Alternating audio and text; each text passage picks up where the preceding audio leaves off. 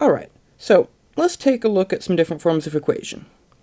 Here, we've been provided a compact minterm form, so let's convert that to canonical form and to reduced form. So, the first step to convert this to canonical form is we have to build a truth table. So, let's build a truth table with A, B, C, and D as our variable names, and I'll just go ahead and build that now.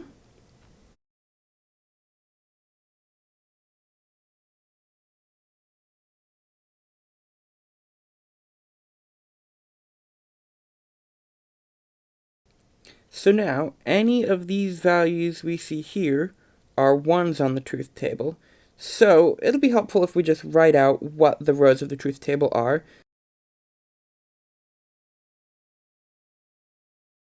So now, let's just take these numbers here, and any row with those numbers gets a 1, and everything else gets a 0.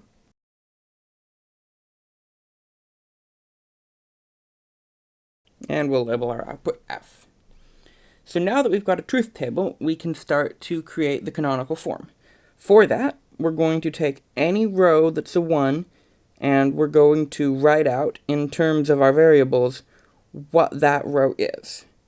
So, for this first row, since everything is 0, our canonical form is going to be not A, and not B, and not C, and not D.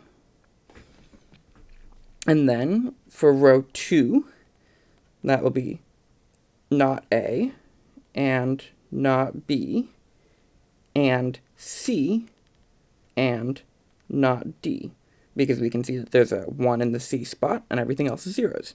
So now, I'll just continue that for the rest of these.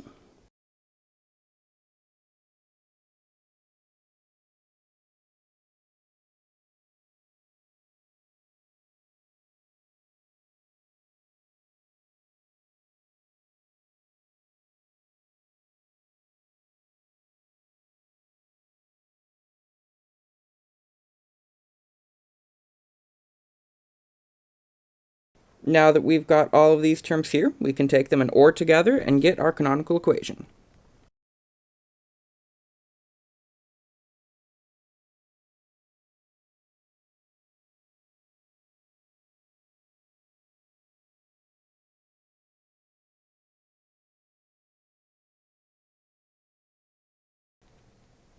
And there, we have our canonical equation.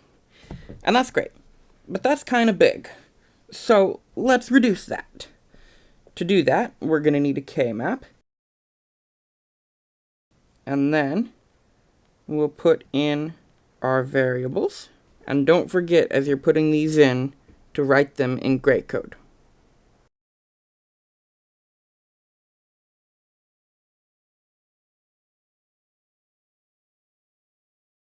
Now, if you just want reduced form, you can skip all of the truth table and canonical form, and you can jump straight to the K-map. It helps sometimes to number the slots in your map, so I'm just going to number them big here. We've got 0 and 1, but then note that because we're in gray code, we jump to number 2 and 3, like that. And then note that 8 is down here at the bottom. So now, you could take these and say, oh, okay, so we want 0, so there'll be a 1 here, and a 1 at 2, and a 1 at 4, and a 1 at 6, and a 1 at 8, and a 1 at 10, and at 11, and 14, and 15. So all the spots where there's a big white circle will be 1s, and everything else will be 0s. Or you can come from the truth table and see that 0, 0, 0, 0, which is 0, 0, 0, 0, will be a 1, and so on. And now, though, for this next step, we need to clean this up and just have 1s or 0s here based on the output of the equation. Now that we have our K-map, we can start drawing our boxes on it. So if there's some of these that are particularly lonely, that's a good place to start. So at a glance, this guy over here in the corner looks pretty lonely. But remember that we can wrap horizontally and vertically. So he actually has a neighbor to the left, and above, and down. So with this, he's actually not particularly lonely. So I'm just going to start with these down here. They look like a good bunch to start with. You want to make sure that you're getting the least number of boxes, and so trying to find the least lonely is a good way to do that, but sometimes it just involves a lot of counting for not that much benefit. So then, we've got those covered. Now let's cover these, but that also can wrap around and cover those.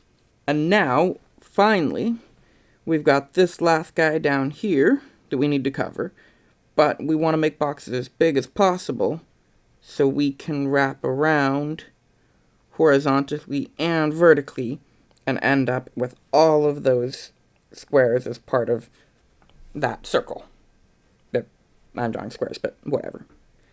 So, now that we have that, we just need to take a look at each of these. And so for our red one, we can see that A is always a 1. So we'll write that down. B changes, so we don't care.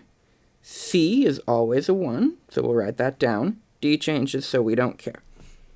So, we need A and C for the red. And then, for the green, we see that A is always a 0, so we'll mark that. B changes, so we don't care. C changes, so we don't care. And D is always a 0, so we'll mark that. Finally, for the blue, we can see that A changes, so we don't care. We can see that B is always a 0, so we'll write that. We can see that C changes, so we don't care. And D is always a 0, so we'll write that. So now that we've got those, we can make this a function, and we'll put the little dots to and the letters together, and or the groups. Because of our order of operations, we don't need any parentheses, so there is our reduced form equation.